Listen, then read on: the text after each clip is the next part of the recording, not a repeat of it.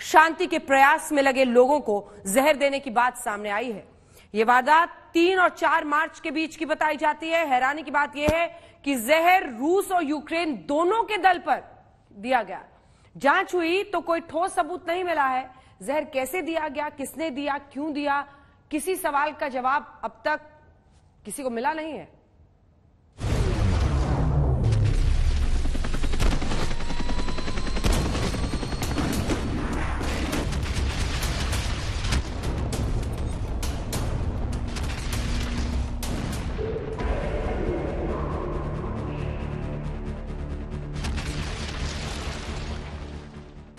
Ukraine की राजधानी Kyiv. 3 मार्च 2020 रूसी अरबपति रोमन अब्रामोविच, यूक्रेनी सांसद रुस्तम उमेरोव युद्ध रोकने के लिए एक मीटिंग में शामिल हुए। बैठक खत्म करके वो अपने अपने अपार्टमेंट में वापस लौटे।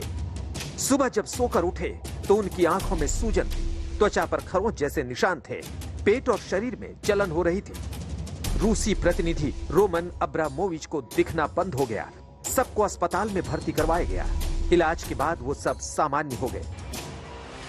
जांच हुई तो आशंका जताई गई, शांति की कोशिश में लगे लोगों को खाने में जहर दिया गया या फिर लेजर किरणों के जरिए उन पर हमला किया गया।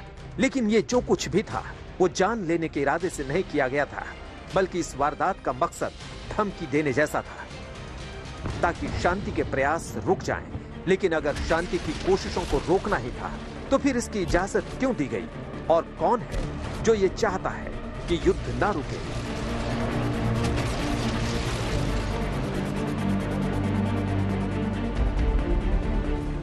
रूसी अरबपति रोमन अब्रामोविच रूस के राष्ट्रपति व्लादिमीर पुतिन के करीबी माने जाते हैं। दुनिया के मशहूर फुटबॉल क्लब चेल्सी में उनकी हिस्सेदारी है। यूक्रेन के यहूदी समुदाय से उनके अच्छे रिश्ते हैं। माना जा रहा है कि वो पुतिन की सहमति से ही शांति के प्रयास कर रहे थे। ऐसे में उनको जहर देने के पीछे कौन हो सकता है जो उन्हें मारना चाहता है लेकिन शांति की कोशिश करने से रोकना चाहता है? जहर या केमिकल हमले के पीछे रूस के होने की आशंका जताई गई है, लेकिन अमेरिका का कहना है कि जहर या केमिकल हमला हुआ ही नहीं है। वो तो मौसम में आए बदलाव की वजह से ऐसे लक्षण दिखे। चूंकि प्रभावित लोग संवेदनशील काम में लगे थे, इसलिए उनकी तबीयत खराब होने पर उसे साजिश का नाम दिया गया। रूसी अरबपति और शांति वार्ता में लगे रोमन अब्रामोविच ने युद्ध शुरू होने के बाद अपनी संपत्ति का बड़ा हिस्सा बेचकर युद्ध पीड़ितों की मदद में दान दिया था।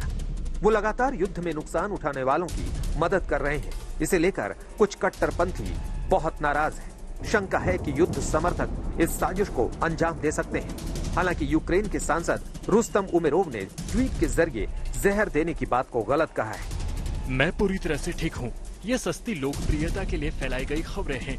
मुझे कुछ भी नहीं हुआ है।